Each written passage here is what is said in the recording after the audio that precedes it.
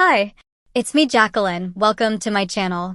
If you're new to the channel, then please subscribe my channel and visit my Patreon page, link in the description. After class, I wasn't sure if I should go to my bus or go looking for Jennifer. I hadn't thought to ask if her mother was going to pick us up. I waited by the door for a few minutes and then walked to my locker to get my jacket. Jennifer/Steven arrived there as I was closing the locker. I heard you had a problem with Kyle, she said. Yes, he said he was angry because I had maneuvered him into kissing me last night. What a jerk. I'm so sorry that I ever went out with him. I'm glad Billy was there to help you. He saved my face from serious damage. Kyle was about to punch me when Billy stepped in. I wish I was there. I would have kicked him in the family jewels. It would be better for the human race if he was never able to breed anyway. I giggled. The gene pool can sometimes use a little help, I suppose. Are we meeting your mother or taking the bus? Bus. Mom said to call her if we had a problem, but except for Kyle, you didn't have any problems, right? Right. Everyone else has been great. Billy Thomas even told me that a lot of guys believe that I'm really girl pretending to be a boy. We turned and started walking towards the front of the school. I've heard that a lot more today. A lot of girls believe it also. What? And you never told me? It was just talk. But apparently a lot more kids are starting to think that way now, after seeing me in the wedding gown and then today in the skirt. They just can't believe that a guy could look so good in a dress, Jennifer said. Has anybody asked you about your real gender? Just Billy. He did? And what did you say? I sidestepped the question. And what did he say? Nothing. Nothing, she asked incredulously. Well, I didn't actually give him a chance to say anything. I thanked him for being my knight in shining armor and then went into my classroom. Jennifer giggled. Your knight in shining armor? As in one who rescues the fair maiden? I wonder what he made of that. He just stood in the doorway of my classroom and watched me as I walked to my chair and sat down. What was he doing at your classroom? After he knocked Kyle down, he carried my backpack and walked me to the door. Oh my God. Then I can understand why he stood there watching you. He would have watched you no matter what. Oh, come on. You're not saying that he's interested in me. Why not? He's a guy. He's been with Stephanie Taylor for forever. They were at the dance together last night. He's a guy. Guys are like bulls in a field of cows. They'll mount any cow that lets them. I giggled. He'd get a surprise if he tried to mount me. But he doesn't know that. And like you said, a lot of other kids have begun to wonder. Oh, Marianne and Barbara asked if Jennifer and Michelle want to go to the mall with them on Saturday. Jennifer and Michelle? As in not Steven and Michelle, and not Jennifer and Jimmy. Right. They're asking Jennifer and Michelle to go. Oh boy, I said, this could get awkward. What's the matter? Just wear a pair of jeans. You don't have to wear a skirt or even carry a purse. I don't have any jeans that would be appropriate.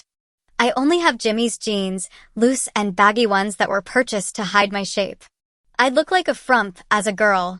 Then you could buy a pair tomorrow and put them on as soon as you've purchased them. We'll do that first before we meet Marianne and Barbara. I have to think about this, I said. What's to think about? Where this might be leading. Next thing you know, somebody will want me to come to school as Michelle on Monday. It wouldn't bother me, Jennifer said. I love seeing you this way. It would certainly be a kind of confirmation to the kids who believe, or have begun to suspect, that my gender isn't male. Doing this on Halloween is one thing, doing it next week would be another. By the time Mom arrived home, I had completed my homework and cooked dinner. Smells good, honey. The pork chops. I nodded. I browned them for a couple of minutes on each side, and then put them in the oven to bake. They should be about ready. The green beans and rice are all cooked. I'll change and help you finish up. Take your time, Mom. I only have to set the table, open the applesauce, and then we're ready to eat. During dinner, Mom said, I've been waiting to hear how things went today. I would have to guess that everything was all right, or you would have already brought it up. It went much better than I would have believed. Only one guy gave me a problem, and a co-captain of the football team came to my rescue and pulled the guy off me. Pulled him off you? Mom said in a shocked voice. It was the jerk that kissed me last night at the dance. He accused me of making a fool out of him. He kissed you without consent and then had the nerve to say you instigated it? Yeah, but everyone knows he's a jerk. Other than that, everyone was great. The girls all treated me like a girl who wasn't in competition for their boyfriends, and the guys were cordial, if a bit distant. You didn't expect complete acceptance as a woman, did you? Not at all, but I did learn that a lot of kids have apparently believed for some time that I'm really a girl who's pretending to be a boy. Isn't that incredible? They think that you're a real girl who normally masquerades as a boy. That's what I was told by two people, Billy Thomas and Jennifer. I guess a lot more people are going to believe it after today. Jennifer says it's because nobody believes a guy could look as good in a skirt as I do. Mom smiled. And how do you feel about that? I don't know whether to be pleased or not. Will you be wearing a skirt to school on Monday? Mom asked. No, I'll go back to my regular clothes, but Jennifer wants me to go shopping with Marianne and Barbara Huffing tomorrow as Michelle. You're kidding. No. Apparently, Barbara Wilson and Marianne extended the invitation, but for Michelle, not Jimmy. Well, it makes sense that they wouldn't want Jimmy along. Are you going? Should I? It's up to you, dear. If I go, Jennifer and I will have to leave early so I can get a pair of jeans and change before we meet with Marianne and Barbara. What's wrong with your regular jeans? They're girls' jeans. I bought them so they'd be very loose on Jimmy, and I'd look terrible in them as Michelle. I need something with a better fit. Jimmy can look indifferent about clothes, but if I'm going as Michelle, I have to look good. Mom smiled, but didn't say anything. Don't you agree? Of course, dear. The pork chops were delicious. I supposed that Mom was trying to change the conversation, so I dropped it. She was trying very hard not to pressure me one way or the other, but I needed some guidance. I didn't know if I was doing the right thing or not. I awoke early in the morning and began getting ready to go to the mall. I had called Jennifer and told her that I'd go. She was going to call Marianne to tell her after we hung up. My mom would drive us to the mall an hour before we were supposed to meet the others, and I would get a pair of jeans and give Mom my old ones to take home. Jennifer came right out when we arrived at her house, and Mrs. Crowley leaned out of the house and waved to Mom and me. 15 minutes later, we were entering the mall, and we headed straight to her jeans depot. Jennifer and I looked through the racks, selecting some likely pairs, and then I headed to the dressing room. I hadn't worn the corset today, so my waist was at my now normal 22 inches, but for these jeans I was looking at lowriders and hip huggers. After trying on close to 20 pair of pre-washed, faded jeans, I found two that I liked and which fit me like second skins.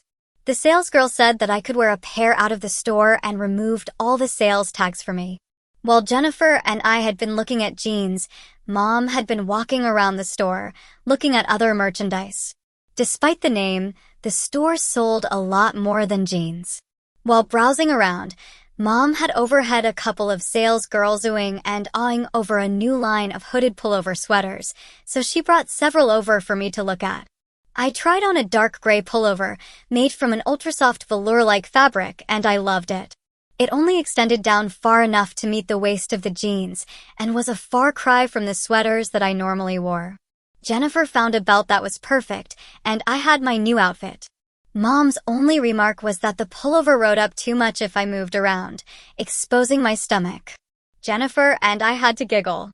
I tried on a dark gray pullover made from an ultra-soft velour-like fabric. Okay, if that's what you want, Mom said. It's the look, Mom. That's fine in the summer, but we're almost into fall. I'll be inside, I said as I pulled back the hood and dug out my hair from where it had been trapped since I pulled the sweater on. We walked to the front of the store and paid for the jeans, belt, and sweater. Mom took my old things and the second pair of jeans and left after we walked her to the mall entrance. What time is it? Jennifer asked. Almost 11. They should be here soon. I told Marianne that we'd be at the mall's center entrance at 11 o'clock. I told her that if we didn't get there by 10 minutes after, we'd meet at the jewelry counter in the Lady Galore store. We waited until 10 after, and were just about to leave when Barbara and Marianne arrived, with Sharon Cedar and Cecilia Edding close behind. Well, I thought, 2 more for the shopping trip doesn't make any difference. After all, the entire school had seen me as Michelle yesterday. "Michelle, I love that sweater," Cecilia said as they reached us. In a second, she and the other girls were crowded around me feeling the fabric. "They just got them in today at the Her Jeans Depot," I said. "It's amazing." It's so soft that I fell in love with it immediately. It was decided that we would go to the Her Jeans Depot first, so Jennifer and I walked back to the store with the other girls and spent about a half hour looking through the sweaters and other clothes before moving on to another store. Over the next 6 hours, we visited half the clothing stores in the mall and ran into almost every girl that we knew from school. They all called me Michelle, and from the corner of my eye I could see most of them checking me out, especially my crotch, when I wasn't looking directly at them. I knew that I would be the main topic of conversation in dozens of phone calls that evening. My body had been partially hidden in the wedding gown, but between the suede skirt that I had worn yesterday and the skin-tight jeans I was wearing today, there was apparently no doubt about the body beneath the clothes. The absence of even the slightest bulge where a boy would stick out would be common information by school on Monday. Of course, they didn't know about the dancer's belt I was wearing. I had already admitted at the dance that I was wearing breast forms to give me a chest, but now everyone would be trying to learn if I had any breasts of my own. Marianne dropped me off at my house a little before 6 o'clock. It had been crowded with 6 of us in her mother's small car, but I'd had a fun afternoon and was glad I had gone to the mall, despite what I expected to face on Monday. Mom had dinner ready and we sat down to eat while I told Mom about my afternoon.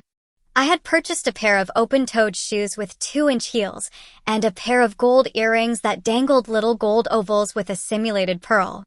I expected that information would also probably be all over the school on Monday. What would Jimmy need with pendant earrings and female shoes if he wasn't really a girl beneath the loose clothes? On Sunday, I walked to Jennifer's house as Michelle and spent the day with her and her mother. During lunch, Mrs. Crowley wanted to hear about the past 3 days, and I related everything I could remember. When I was done, she asked, "And what are you going to do tomorrow?" "About what?" "About going to school." "Are you going as Jimmy or Michelle?" "I don't know what I should do.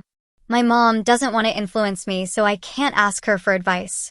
"I'd go as Michelle, if that's who you want to be. It sounds like you've got everyone thinking you're really a girl, so now would be the time to further reinforce that conception." "I'm still not sure if that's who I want to be," I said. "That's what you say, but everything else belies that statement. You've told me that you feel happiest when you're Michelle, and you dress as Michelle at every opportunity. Your experiment with being Michelle at the dance, in school, and at the mall was a huge success. What else do you need?" "I need to know if my life will be ruined if I become Michelle or enhanced by it." "Nobody can tell you that, dear. Beyond the circumstances that exist when we're born, the path your life will follow will depend on 2 things: how you use the opportunities open to you, and what outside forces affect you. We have no control over the outside forces, and sometimes it will seem like the world is conspiring to bring you down, but if we make the most of our opportunities, we have at least as much chance for a happy life as everyone else." I sat at the table thinking about the changes that would occur if I became Michelle permanently. My worst fears about going to the dance and school as Michelle hadn't materialized. I guess they had been based on things I had heard in the news, but those incidents were the worst cases, and tolerance for the transgender did seem to be improving. Please subscribe for the next part and visit my Patreon page for early access.